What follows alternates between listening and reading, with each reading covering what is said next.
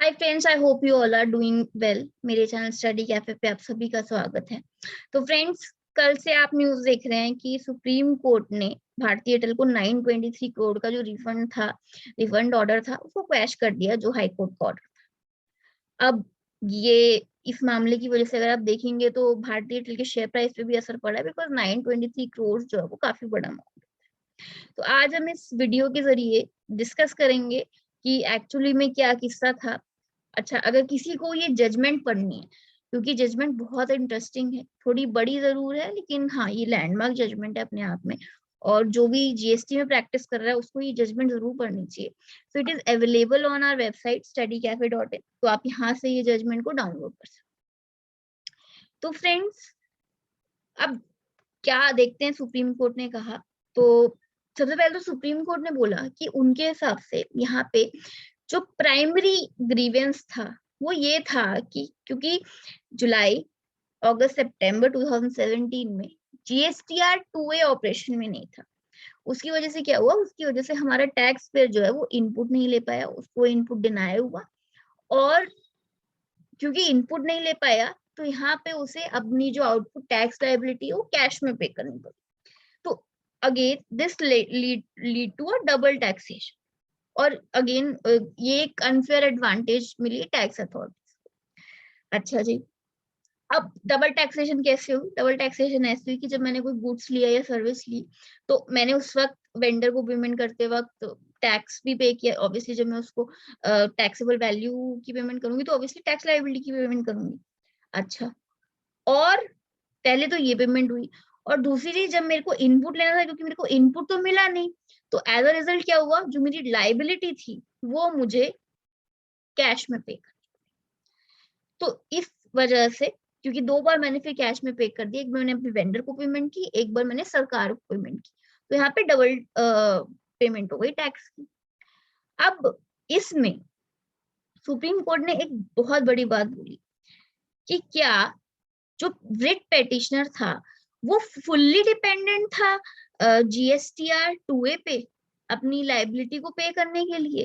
भाई ऐसा नहीं है। ऐसा इसलिए नहीं है because we are registered person, और हमारी लीगल ऑब्लिगेशन है कि हम अपने बुक्स ऑफ अकाउंट्स को as per GST act maintain करें। अच्छा, अब यहाँ पे ना बहुत लोग मुझे ये भी बोल रहे थे कि अगर ऐसा होता तो मैम हम जीएसटी या 2B के हिसाब से हम क्यों रिकंसिलेशन करते हैं? तो अगर आप रूल 36 भी देखोगे ना, तो रूल 36 भी ये बोलता है कि आपको पहले ये देखना है कि आपकी बुक्स में कितना क्रेडिट आ रहा है। उसके बाद जो क्रेडिट आ रहा है, जो इनवॉइसेस बुक्स में आ रहे हैं, यानी वो सेक्शन 16 की कंडीशंस को फुलफिल कर रहा है या नहीं कर रहा, उसके बाद ही आप रूल 36 सब रूल 4 पे जाओगे, जब आप जीएसटीआर 2B के साथ रिकंसिलेशन करोगे। I hope you are getting my point. तो यहाँ पे कहीं ना कहीं सुप्रीम कोर्ट ने भी यही बोला कि आप प्राइमरली डिपेंड नहीं कर सकते जीएसटीआर 2A या 2B पे। ये तो खाली फैसिलिटेटर है, मेन तो आपकी बुक्स है।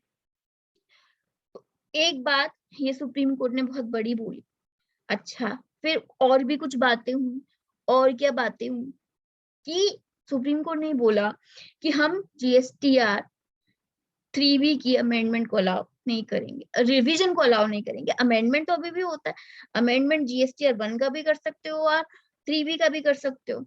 अच्छा, और एक क्या बात बोली गई, और ये बात भी बोली गई कि देखिए, इनिशियली अगर आप देखेंगे कि जीएसटीआर 3B रिटर्न नहीं है, ये भी एक जजमेंट आई थी। तो ये गुजरात हाई कोर्ट की जजमेंट थी। तो सुप्रीम कोर्ट ने इस बात को भी छेड़ा और उन्होंने बोला कि हम मानते हैं कि ये जजमेंट आई थी, लेकिन उसके बाद लॉ अमेंड हो चुका है, और लॉ रिट्रोस्पेक्टिवली अमेंड हो चुका है, और अब जीएसटीआर 3B को रिटर्न का दर्जा मिल चुका है। सो फ्रेंड्स, कहीं ना कहीं इसमें एक बात और आती है कि बहुत बार ऐसा होता है कि अगर हमारे फेवर में और डिपार्टमेंट के अगेंस्ट कोई केस लॉ आता है तो हम बड़े खुश होते हैं वो देख के। मेरे पास बड़े सारे लोग आते हैं, बोलते हैं कि मैं एक बात बताती हूँ, मैं आपको रूल 36 सब रूल 4 का एग्जाम्पल देती हूँ। ठीक है, आप लोगों को शायद ये बात थोड़ी कड़वी लगेगी, बट मेरे पास लोग बोलते हैं कि मैम रूल 36 सब रूल 4 तो वैसे भी वैलिड नहीं है, और हम लड़ लेंगे आगे चल के, अगर आएगा तो हम देखेंगे, आप इनपुट ले लो।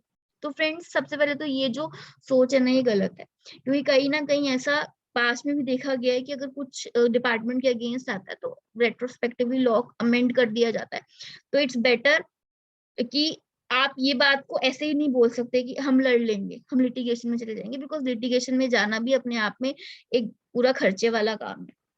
तो इट्स बेटर कि आप लॉ को फॉलो करें अनलेस अंटिल अमाउंट बहुत बड़ा है और आप बहुत श्योर हैं।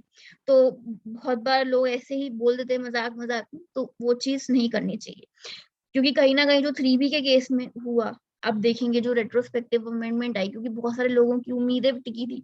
इवन ये जो दिल्ली हाई कोर्ट की जजमेंट थी, बहुत सारे लोग कहते थे कि क्योंकि दिल्ली हाई कोर्ट ने बोला था कि हम रिवीजन करने देंगे, करने देना चाहिए, क्योंकि एयरटेल के फेवर में जजमेंट आई। तो अब जो सुप्रीम कोर्ट की जजमेंट आई है, उससे एयरटेल को तो नुकसान हुआ है, बट उन लोगों को भी नुकसान हुआ है जो कि इस जजमेंट को, दिल्ली हाई कोर्ट की जजमेंट को यूज करके क्रेडिट ले रहे थे।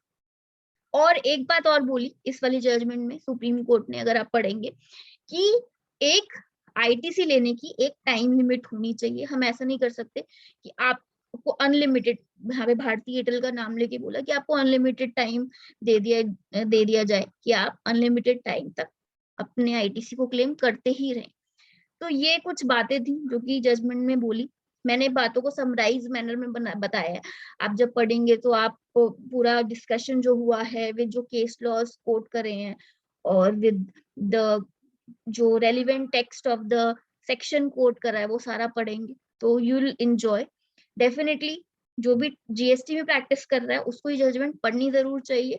इसको डाउनलोड करने का लिंक मैं नीचे डिस्क्रिप्शन में डाल दूंगी।